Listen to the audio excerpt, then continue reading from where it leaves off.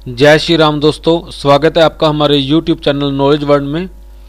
आज हम आपको बताएंगे रामायण की एक ऐसी घटना के बारे में जिसके कारण श्री राम जी को अपने सबसे प्रिय भाई लक्ष्मण जी को मृत्युदंड देना पड़ा था। रावण वध के बाद भगवान राम अयोध्या लौट आए और अयोध्या पर राज करने लगे। उनके राज्य में जनता बहुत ही खुश थी और किसी को भी किसी प्रकार का कष्ट नहीं था। राम राज्य में मनुष्य के साथ साथ पशु पक्षियों को भी न्याय मिलता था। उनके राज्य में ऋषि मुनि सिद्ध पुरुष और देवताओं का बड़ा आदर होता था। कोई भी अपने वचन से पीछे नहीं हटता था। एक बार श्री राम जी के साथ एक विचित्र घटना घटी। एक दिन मृत्यु के देवता यम भेष बदलकर श्री राम जी से मिलने आए। श्री राम जी ने उन्हें देखते ही पहचान लिया। यम ने कहा कि वह श्री राम जी से कुछ महत्वपूर्ण बात करने आए हैं, पर बात आरंभ करने से पहले उन्होंने श्री राम जी से वचन लिया कि जब तक हमारी वार्तालाप समाप्त न हो तब तक ना तो कोई हमें देखे और न ही सुने, और यदि किसी ने हमें देख या सुन लिया तो आप उसे मृत्युदंड दोगे।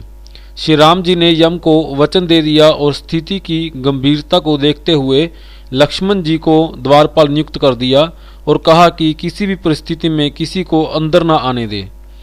श्री राम जी की आज्ञा मानकर लक्ष्मण जी द्वारपाल बन गए। लक्ष्मण जी के द्वार पर जाने के बाद यम अपने असली रूप में आ गए और श्री राम जी से वार्तालाप करने लगे। कुछ समय बाद वहां अचानक ऋषि दुर्वासा आ गए और वह श्री राम जी से मिलने की इच्छा प्रकट करने लगे, लेकिन लक्ष्मण जी ने बड़ी विनम्रता से उनको प्रतीक्षा करने को कहा। इस पर ऋषि दुर्वासा क्रोधित हो गए और सारी अयोध्या को श्राप देने की बात कहने लगे। लक्ष्मण जी समझ गए कि यह एक विकट परिस्थिति है।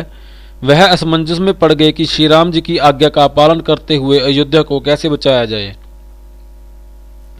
लक्ष्मण जी ने निर्णय लिया कि अयोध्या को बचाने के लिए वह खुद को बलिदान करेंगे। लक्ष्मण जी श्री राम और यम की वार्तालाप के बीच ही अंदर चले गए और ऋषि दुर्वासा के आगमन की सूचना श्री राम जी को दी। लक्ष्मण को देख यम उसी समय वहां से चले गए। लक्ष्मण जी को देख श्री राम जी हैरान हो गए, क्योंकि वचन के अनुसार अब वह मृत्युदंड के अधिकारी थे। भगवान राम जी ने दुर्वासा ऋषि से मुलाकात की, लेकिन अब वह बड़ी दुविधा में पड़ गए, क्योंकि अब उन्हें अपने सबसे प्रिय भाई लक्ष्मण को मृत्युदंड देना था। इस परिस्थिति में श्री राम जी ने अपने गुरु वशिष्ठ का सहारा लिया।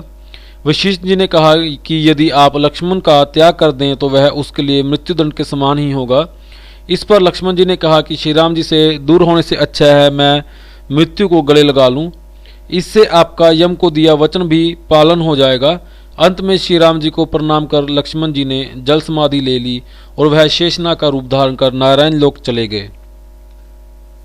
इस तरह श्री राम जी और लक्ष्मण जी दोनों ने अपने कर्तव्य का पालन किया। इसलिए हमेशा कहा जाता है कि रघुकुल रीत सदा चली आई, प्राण जाए पर वचन न जाई। अगर आपको हमारी वीडियो अच्छी लगी तो हमारा पेज अभी सब्सक्राइब करें। धन्यवाद।